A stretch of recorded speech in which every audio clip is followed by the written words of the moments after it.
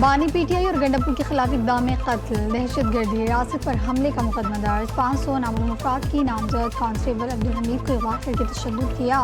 مظاہرین نے police پتھراؤ راہنی ward سے حملہ کیا متعلق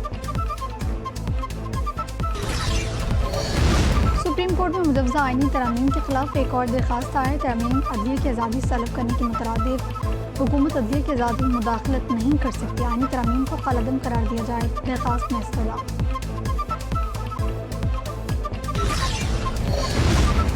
وزیر اعظم کی زیر صدارت وفاقی کابینہ کا اجلاس کچھ دیر بعد ہوگا ملکی سیاسی اور معاشی صورتحال پر گفتگو ہوگی کابینہ اجلاس میں ایس سی او کانفرنس کی تیاریوں کو جائزہ لیا جائے گا شہباز شریف کے دورہ امریکہ سے واپسی پر یہ پہلا اجلاس ہوگا پاکستان بنا میزبان دنیا کے سربراہان مملکت ہمارے مہمان شنگھائی تعاون تنظیم سمٹ کی تیاریاں تیز وزیر داخلہ محسن نقوی کی زیر صدارت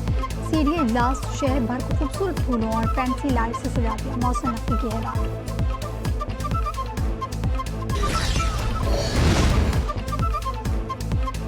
سعودی عرب کا اعلیٰ سطحی وفد 3 روزہ دورے پر پاکستان پہنچے گا وفد کی سربراہی وزیر سرمایہ کاری خالد بن عبدالعزیز الفاتح کریں گے وفد صدر مملکت اور وزیر اعظم سے ملاقات میں بزنس کمیونٹی سے ملاقات بھی کرے گا ٹاسک فورس کے آئی بی پیز سے مذاکرات میں بڑی پیش رفت آئی بی پیز کو بند کرنے پر غور منافع 20 گنا سے زائد ہوگا 1200 میگا واٹ کی سلائس سے زیادہ والی آئی بی پیز کو بھی بند کرنے کی سفارش کراچی سے بھارتی خفیہ ایجنسی را کا ایجنٹ گرفتار ملزم کے قبضے سے دستی بم آفغان لانچرز پستول اور مختلف محکموں کے سروسز کارڈز جاسوسی کے قبضے سے مختلف ناموں کے پاسپورٹ اور شناختی کارڈ ضبط کریں آؤ خیبر پختونخوا میں جلسہ کرو سہولیت فراہم کریں گے مشر اطلاعات کی بھی بیرسٹر سیف کی دعوت سرکاری وسائل کا استعمال جعلی حکومت نے کیا اسلام آباد موٹر وے پر سرکاری وسائل سے کنٹینرز لگائے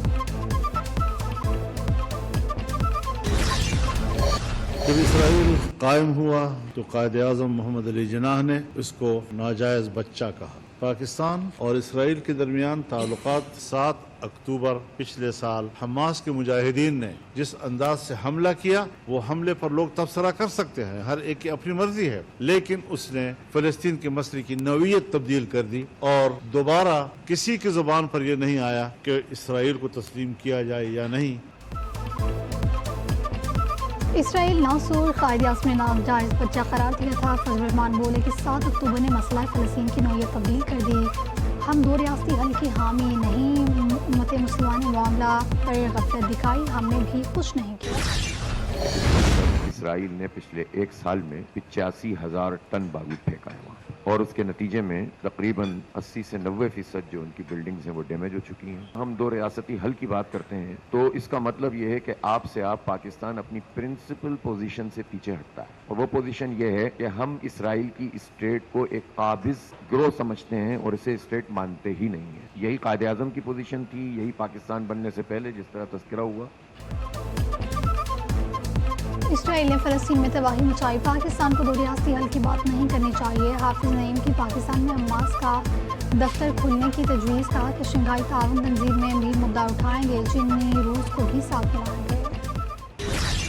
جو کچھ 1 سال سے ہو رہا ہے وہ ہمارے ضمیر پہ تازیانہ ہے اور 365 دنوں میں ہر بار ہر روز مسلمانوں کی حمیت اور غیرت کو اسرائیل للکار رہا ہے فلسطین کی عوام کا مطالبہ 2 ریاستوں کا نہیں ہے آزاد فلسطینی ریاست کا ہے کہ اللہ نے ایک موقع دیا آپ کو آزمانے کا آپ اس سے کیا فائدہ لے سکتے ہیں کیا آپ کے پاس جو کچھ ہے اس کو آپ کیسے استعمال کریں گے اگر اس موقع کو بھی گوا دیا تو یہ یقین رکھیں کہ اللہ کی عدالت ہے جو لگنے والی ہے اسرائیل نے مسلمانوں کی غیرت کو نکالا 2 ریاستی نہیں آزاد فلسطین کی بات کی شائع خالد مقبول کا خطاب خالد مقصی کہتے مسلم ممالک نے یہ موقع بھی گنوایا تو پھر اللہ کی عدالت میں کیا جواب دیں گے